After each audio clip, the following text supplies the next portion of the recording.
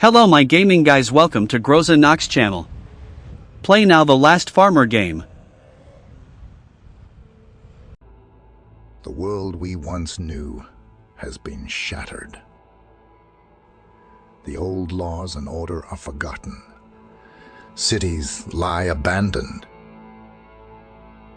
Those of us who survived are now fighting for every breath we take.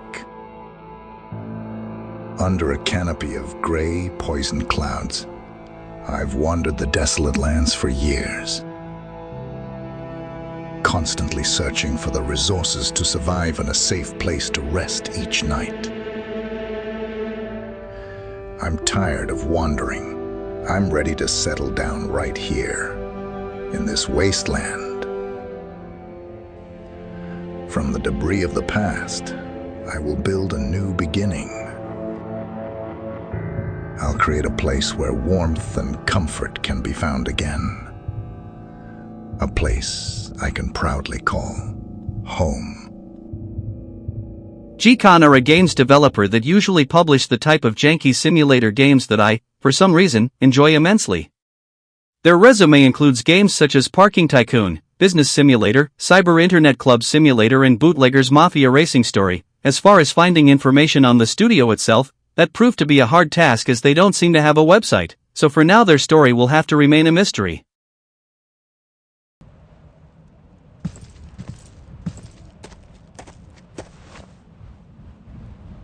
The Last Farmer is, to my knowledge, the first time that Gcon have attempted to make a survival game, given that the post-apocalyptic /survival/crafting/base building genre is so overcrowded with games that are asset flips and cash grabs. I am always wary of indie developers with a history of janky games stepping into this area.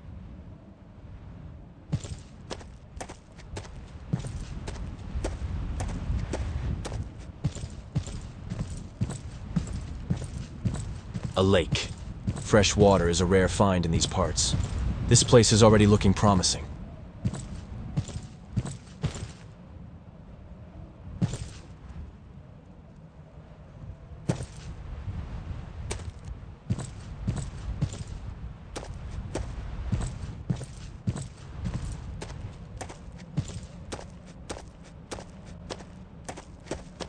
In The Last Farmer you play as farmer in Texas in a world where civilization has long since disappeared and zombies now roam the earth, and it is your task to build a farm and bring some of the world's former glory back.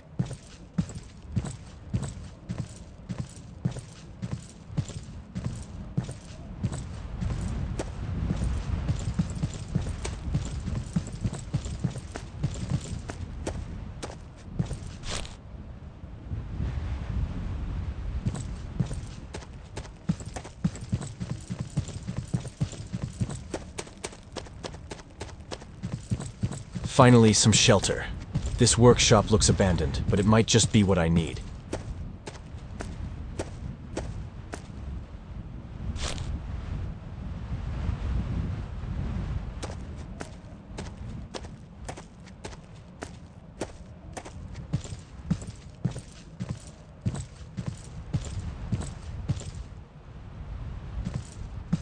An unfinished car. If I can get this running, it could be a game changer for scavenging trips. When you are first dropped into the game you will stumble across an abandoned garage nearby with a broken down car inside. Repairing this car will serve as your first main task in the game and you will need to find tires, a steering wheel and the engine to get the car running again. An old workbench. It's seen better You will days, also but I need to can use build it plots to craft plant tools and repair harvest things. vegetables by using water and fertilizer and build up the defenses around your base so that you can keep the zombies out when they come knocking.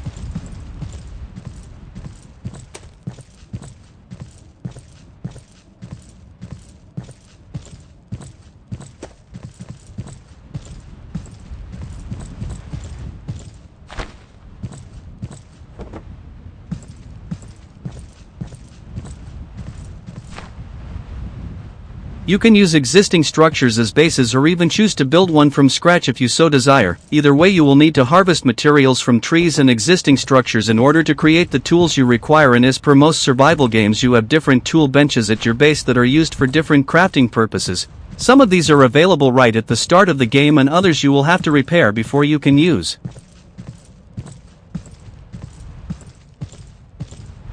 Building a fence around this place will help keep me safe from wandering zombies.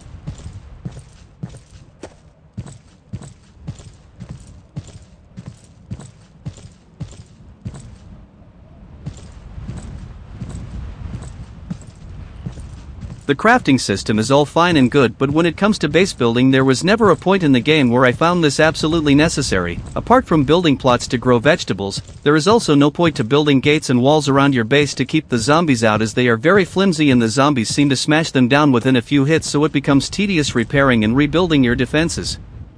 You have a hunger, thirst, and sleep meter that you need to keep your eye on to ensure that you remain well fed and rested, and also a health meter that will diminish if you get hit by zombies. If you have played any type of survival game before, then none of this will come as a surprise to you.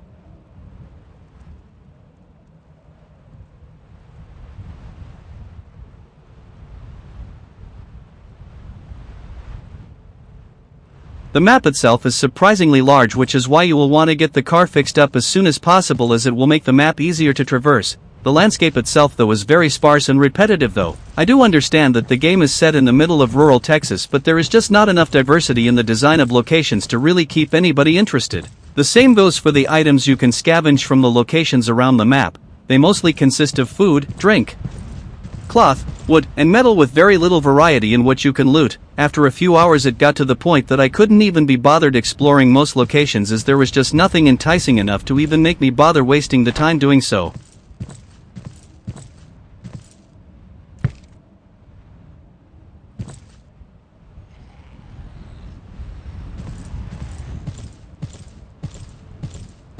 There are various survivors and traders placed around the landscape, and some of these people will want you to do quests for them before they will trade with you, but these quest designs are very unimaginative, and the game doesn't even really have a quest log system to help you remember what each person wants from you, which is a huge design oversight.